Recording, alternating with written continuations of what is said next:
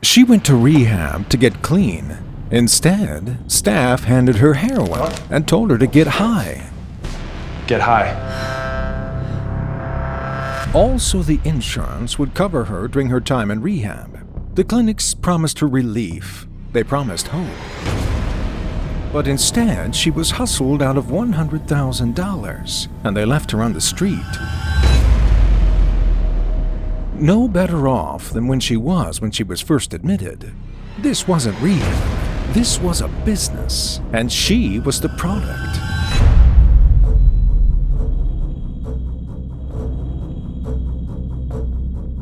Rehab is a billion-dollar business that we claim to understand. You might think about peaceful retreats in the mountains, or doctors in white jackets carefully treating people desperate to reclaim their lives. And yes, there are many rehabs out there that save lives. But there's a darker side that we're not talking about.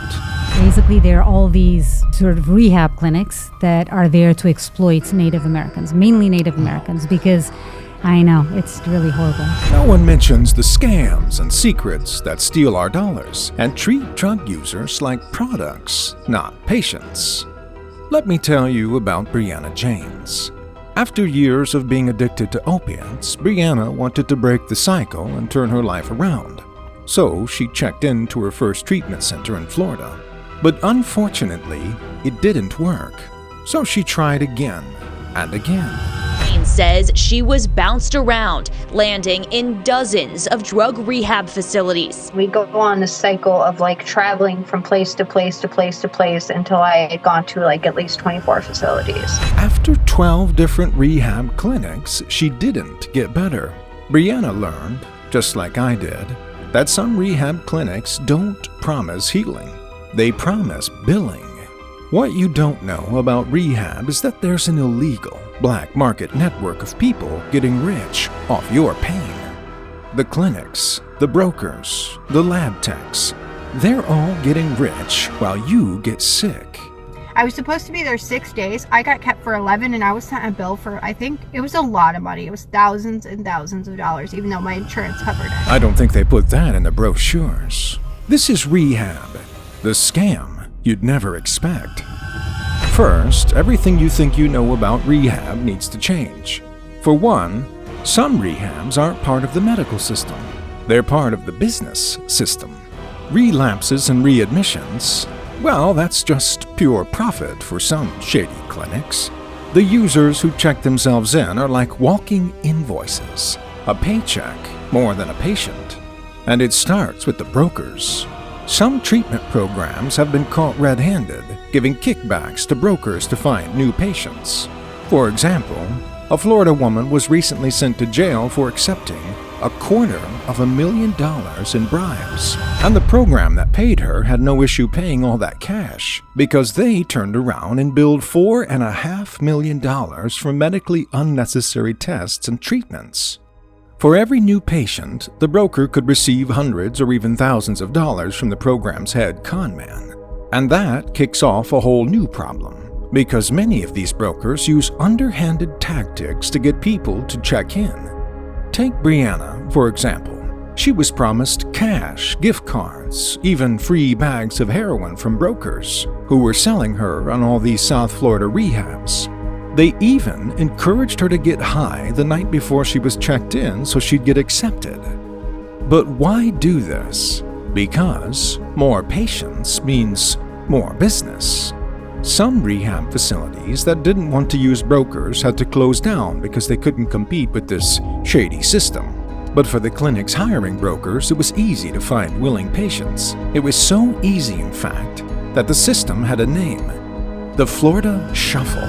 The Florida Shuffle, in short, would be you go to a treatment center with a private insurance policy. They will have you stay for X amount of time and then send you off to another facility. Typically, you get brought down by what's called a body broker. That is somebody that will make money and receive what's called a kickback.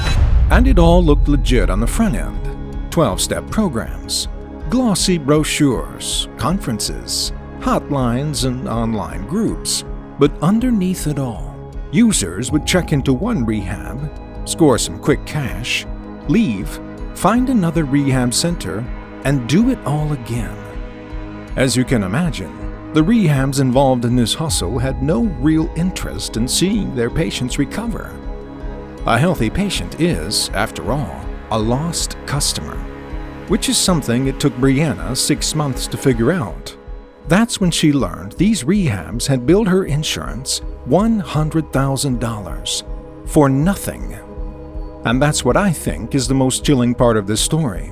The core of these clinics isn't cures and a new way of life. It's cold, hard cash. Rehabs are expensive.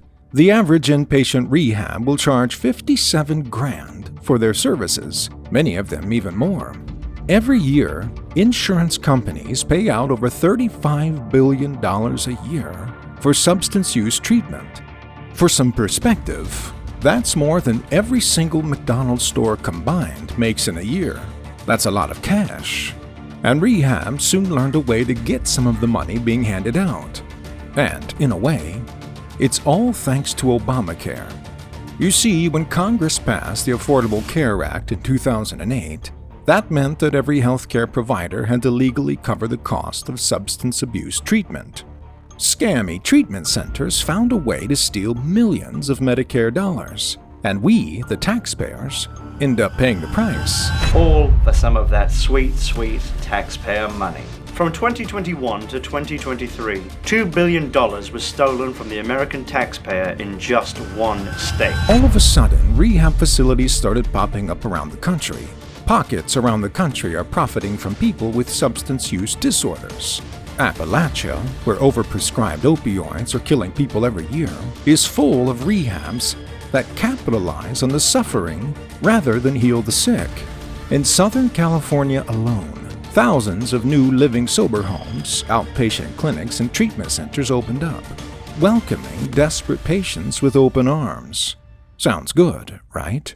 After all, more rehabs mean more help. Or, at least, it should. But here's the catch. Instead of asking, "How can we help you?" rehab centers asked, "How can we bill you?" This is a particularly dark incentive. More services equal more money. If you're getting paid per service, do you really want your patients to get better? Hardly. Here's how this particularly evil scam works. Patients come into a rehab center and they're put through all sorts of tests. Some rehabs will do daily urine screens, saying that they're making sure the patient is clean. But is that really what it's all about? Because then they'll charge up to $1,000 per test for a kit that you could grab from Walmart for $20. Thanks to Obamacare, rehabs charged for nearly every service they delivered. Want a meeting with a doctor? Add it to the tab.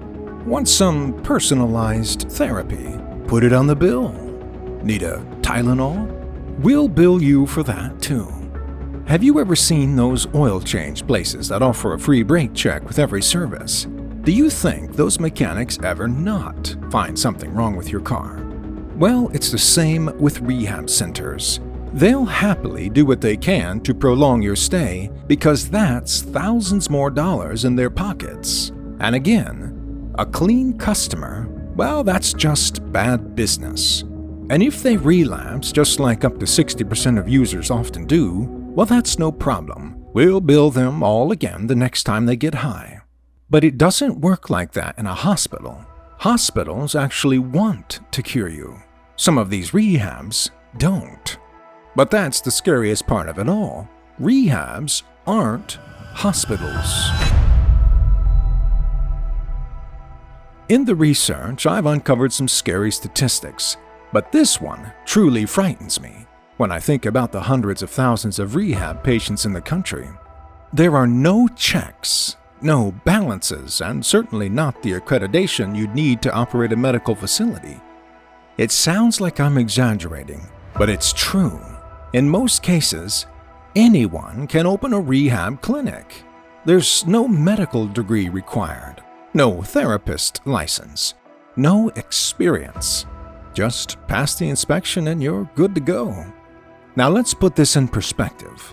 To cut hair, you might need more than 1,500 hours of training over 2 years, and then you'd need to pass a state board exam, and that's just to hold clippers in a blow dryer.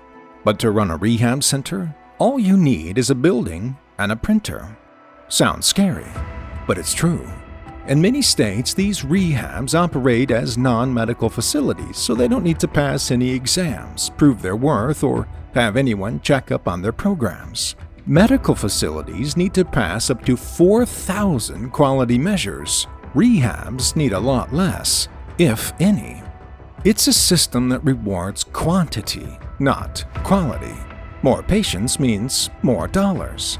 And in the end, it doesn't matter if those patients are getting better or what kind of treatment they receive.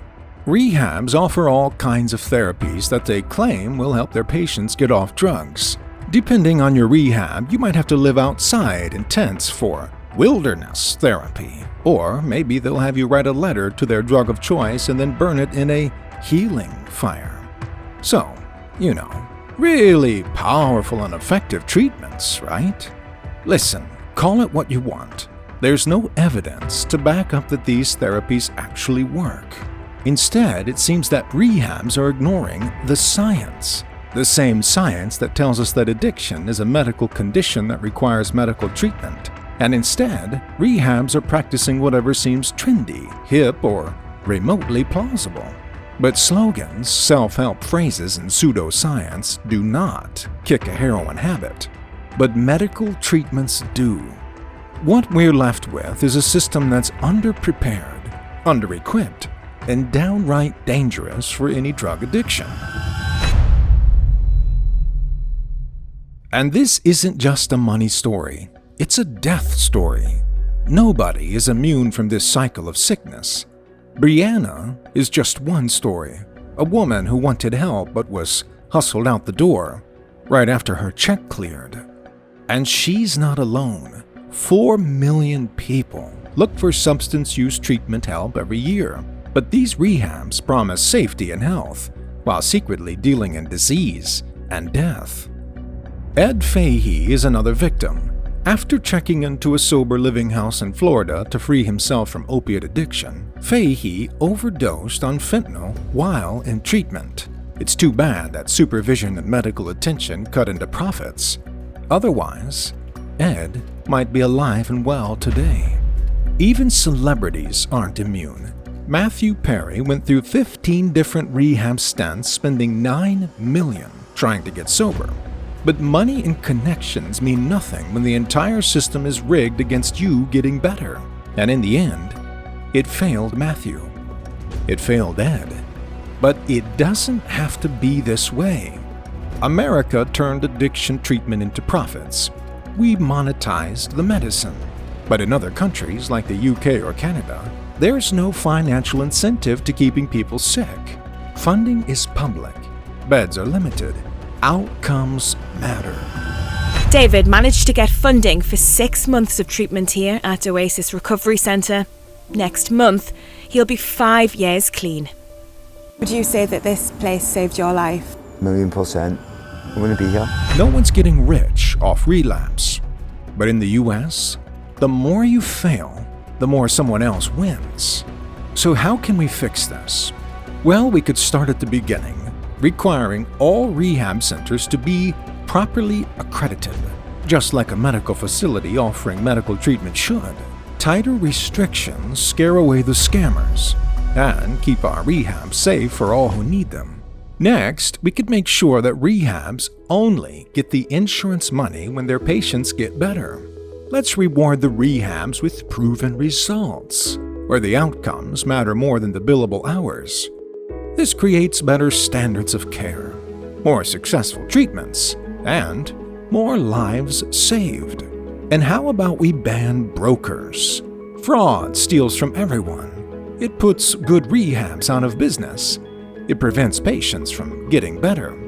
And it's not until you step outside the broken system that you can actually find help that heals, which is exactly what Brianna did. Because not all rehabs are part of the problem.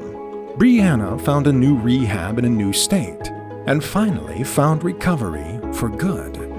But above all, we need to treat addiction like the medical issue that it is, not a billing opportunity. The fee-for-service model is broken. As soon as profits get in the way, patients will always be the product. If you've been caught in this system or know someone who has, share your story in the comments, because the only way this changes is if people stop buying the illusion. And if this shocked you, if it disturbed you or ticked you off, well, good. Share it, or someone you know might be walking into the rehab hustle right now. Let's make sure they know what they're really signing up for. If you're ready to take the next step toward real help, not another billing scam, check out onlinetherapy.com. It's the most complete online therapy toolbox I've found.